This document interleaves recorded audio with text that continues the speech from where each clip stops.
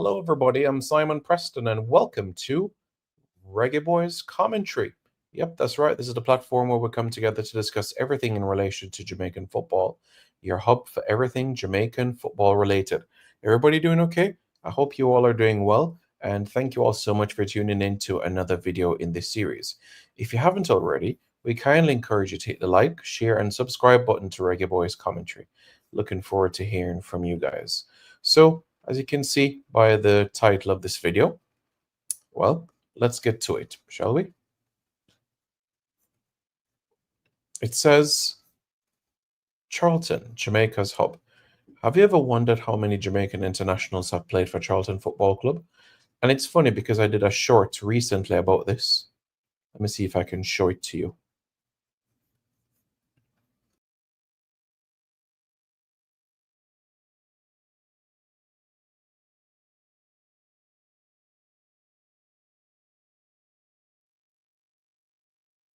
Crisp air meets the roaring cheers as boots meet ball. Welcome to the world of football, where dreams are crafted and legends born. Now let's shine a light on Charlton Athletic Football Club, an English club making waves in an unexpected way. Based in London, Charlton Athletic has extended a playing hand to not one, not two, but 7 players hailing from the vibrant island of Jamaica. Names like Kevin Lisby, Jamal Campbell-Rice, Dayon Burton, Jason Ewell, Ricardo Fuller, Michael Hector and Karoy Anderson echo through the stadium, each carrying a piece of Jamaica with them. And let's not forget Mark Marshall, a Jamaican-born talent who also took to the pitch with Charlton. Truly, Charlton Athletic is a club that sees beyond borders, embracing diversity in its team. A salute to Charlton for opening doors and creating opportunities. Remember, football is more than a game. It's a unifying force that brings us together no matter where we come from.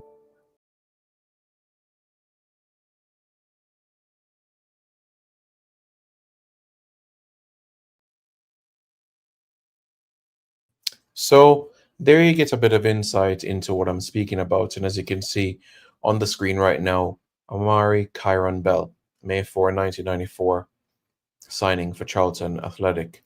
I think it was a really nice intro they did in signing of the player, with him sitting down and ringing the bell.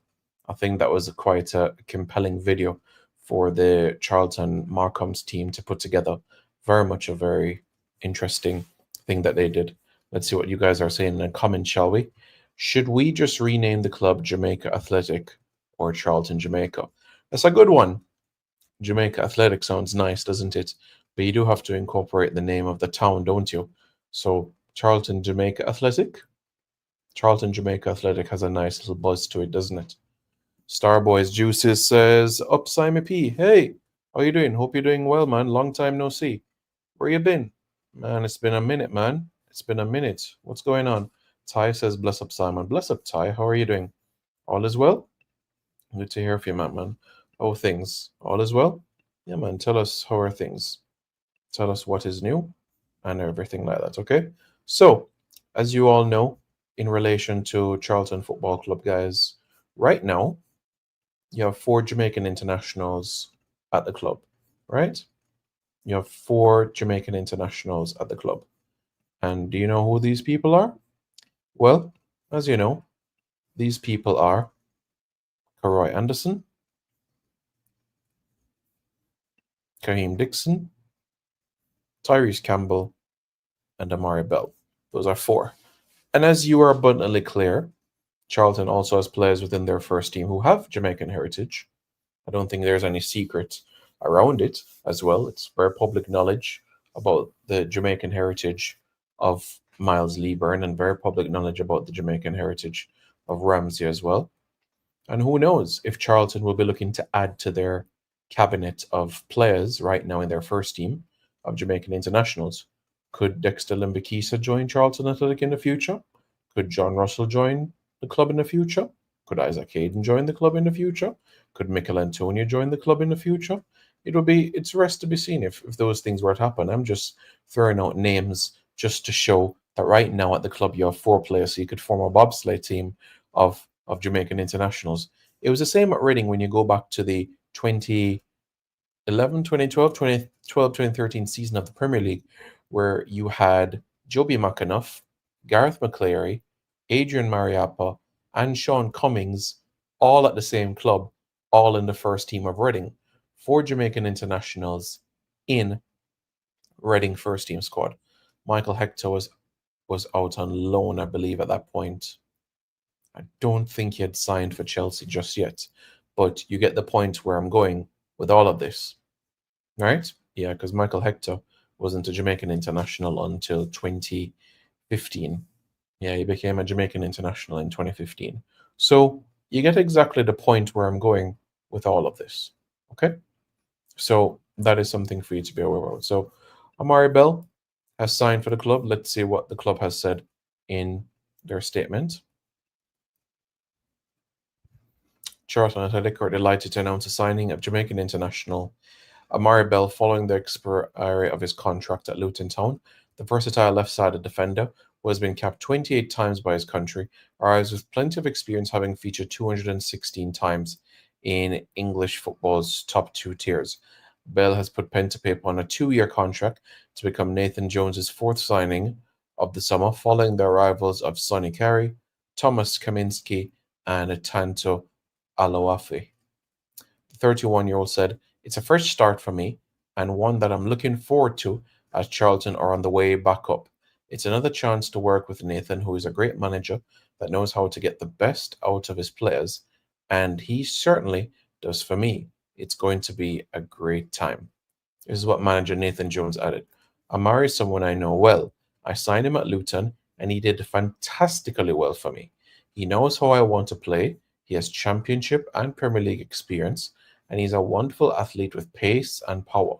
He will add to the group, and we're really delighted because left-sided centre halves are very difficult to come by." And then the statement goes on to give about his accomplishments and, of course, his international experience with Jamaica. We know Amari Bell has 2 goals for Jamaica, one against Guatemala and one against Panama, both coming in Gold Cups. So that is where it has been right now. Ty says, "All is well on this side." Okay, that sounds good. Imran Hussein says, "Looking good for the West Indies." Yeah, the last time I checked before I started the stream, I was following it was 4-2, but now it's 9-2 for the Australians, which means that they're leading right now by, I think, close to 50 runs right now. So that's where we are, lead by 42 runs right now. But yeah, look, Jaden Seals he's ready. He's ready for that next step for me, for him to be in that bracket of individuals that can deliver week in, week out. Shamar Joseph, will come with the line and length very, very well. And I think it's only a matter of time before you see Nathan Lyon and Cameron Green losing their wickets. I know Nathan Lyon is the night watchman, so you lose that wicket of Nathan Lyon right now, and then you have 3 down for the Aussies. That's where it would be, So there's about, I think, 12 overs left of play. I think if you get 2 more overs before the end of play, then you're looking at things and saying, "Wow, game on for Saturday." Genuinely, you're saying game on for the weekend. That's personally how I look at it. So yeah, that's what I would say from that sort of standpoint, So this is good. This is very, very good. Okay. There is something I do want to show you guys, and this is something that everybody, every single person should be smiling about. Okay? Check this out.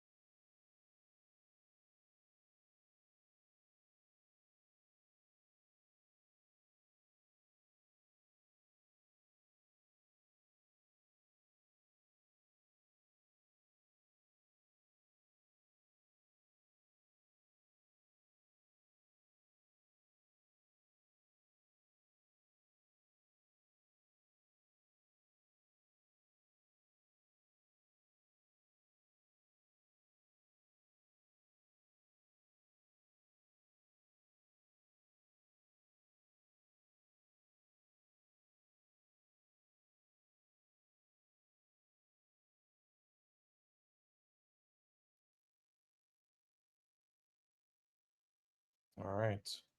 Ty, did King leave Jamaica for his new club? As you know, Ty, the CONCACAF Gold Cup ended.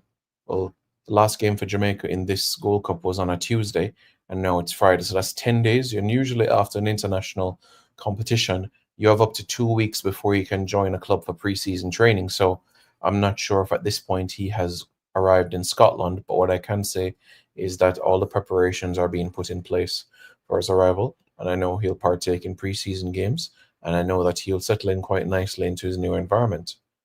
What happened, Conrad? What's the matter? Something wrong?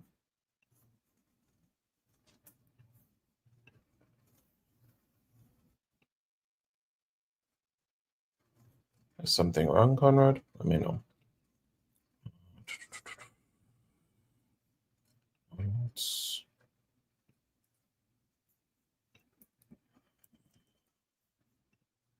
So, let us know what you all are doing. Please hit the like and shares and subscribe button, guys. Let's see what you guys are saying. Looking forward to seeing, hearing what you guys have to say, okay? Yeah, man. Let us know.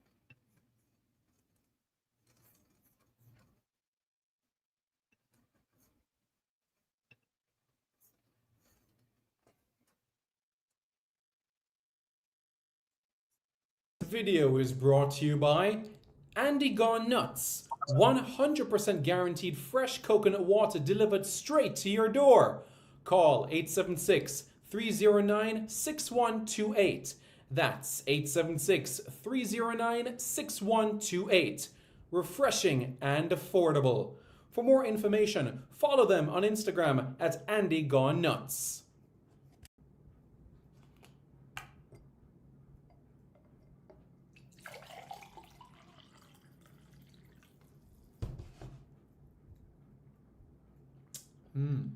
Truly refreshing. And Crumble by Mrs. C. Old English fudge and other delectable sweet treats. Call or WhatsApp 876-586-0471. That's 876-586-0471.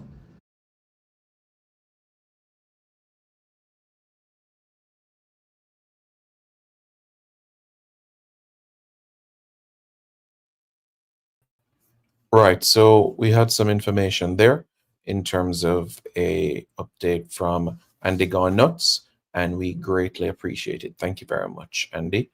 That is much appreciated. Course Cornif says, up, Course, all is well. How are things your end? So as I said, guys, in relation to Jamaican internationals, it is very much important when you have a lot of Jamaicans at the same club. Remember what Belgium did prior to the 2018 FIFA World Cup? All of these things you think about, what Belgium did, it was planned so that they could have a successful run at the 2018 World Cup where they finished third. They wanted to make sure that their centre-halves had tremendous chemistry and cohesion together.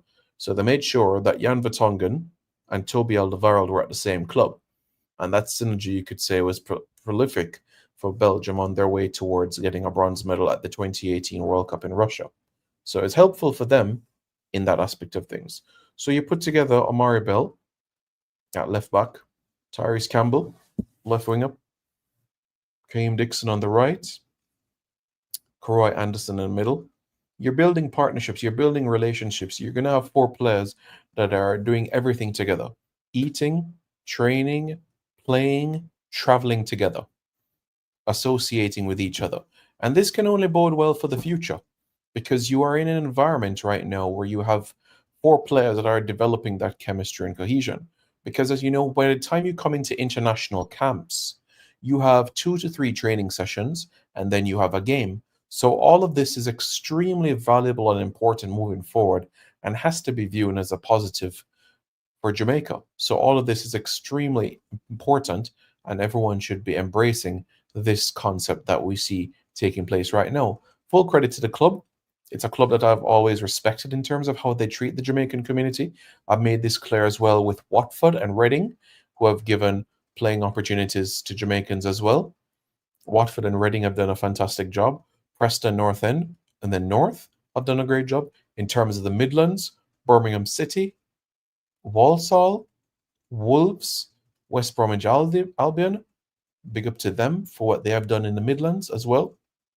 In the North, I spoke already regarding Preston, but also you have to think about Bolton, Wigan, that has also provided opportunities to Jamaican footballers. So tremendously important. Tremendous. Okay? So I figured what we can do, guys, is reflect. We could go to another video and reflect on past videos. I think that is something that we could do. Something I do want to show you guys. You know what I'm saying? Yeah. And I want you to look at this support. And you may say, Simon, why are you showing us this? The reason why I'm showing you this is to highlight the amazing Jamaican support. This amazing support is important as it unites people together. And this is exactly what we want to see for the upcoming 6 games of World Cup qualifying. So right now, I'm going to show on the screen right now what exactly I'm speaking about. I'm going to show that right now so that you understand that. Okay? So take a look at this, folks.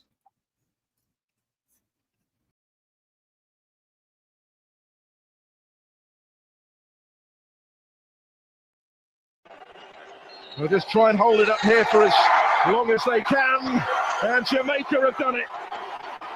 Relief for the Reggae Boys at the end as they settle it from the spot in stoppage time. Steve McLaren gets the better of Dwight York. Trinidad and Tobago, who battled back from 2 behind to get themselves level, left heartbroken at the conclusion when Richard King stepped up from the spot. His penalty ensuring that a penalty shootout wasn't required. Marvin Phillip conceded it and then was beaten from the spot for the 2nd time in this semi-final. Casey Palmer had put the Reggae Boys in front in the first half. When the lead was doubled by debutant Roman Burrell, they looked well set for victory. But what spirit showed by Dwight York's team in response. They were straight back in the game when they got one back.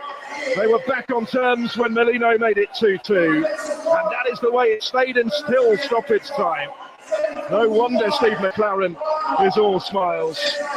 His return to management in West London has a happy ending tonight and a final to come at the weekend against Nigeria or Ghana, who will do battle tomorrow for the right to meet the Jamaicans in the final. Trinidad and Tobago will have to settle for the 3rd place playoff. Full time, Jamaica 3, Trinidad and Tobago 2.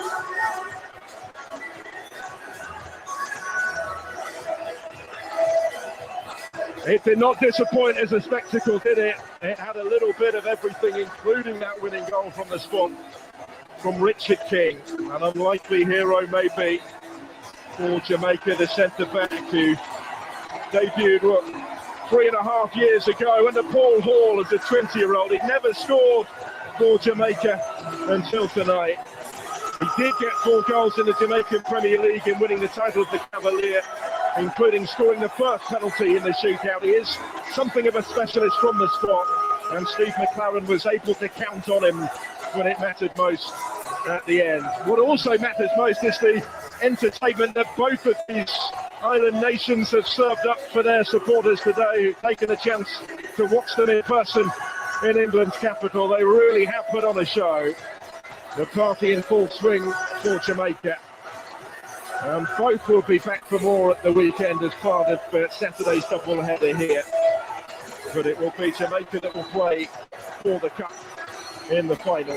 Trinidad and Tobago, who certainly played their part in the entertainment offered up at the GTEC this evening. And there are plenty of positives that they will take from that performance. Signs of further progress in the early months of Dwight York's reign.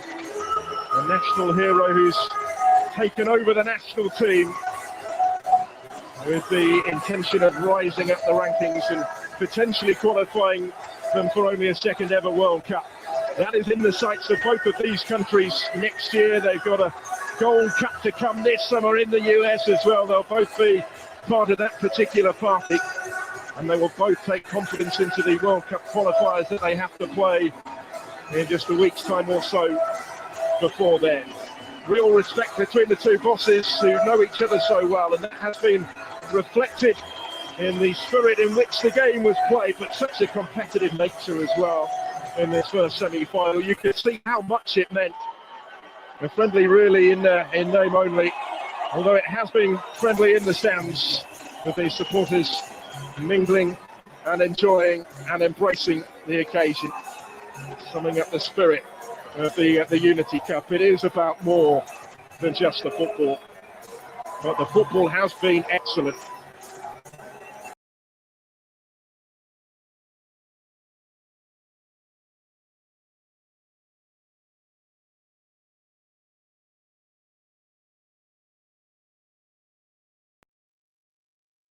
So you saw the support in West London.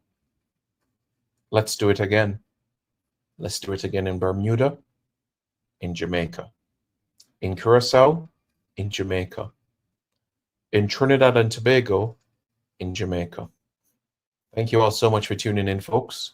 Don't forget to hit the like, share, and subscribe button to Reggae Boys Commentary for more content. Video is brought to you by Andy Gone Nuts. 100% guaranteed fresh coconut water delivered straight to your door. Call 876-309-6128. That's 876-309-6128. Refreshing and affordable. For more information, follow them on Instagram at Andy Gone Nuts.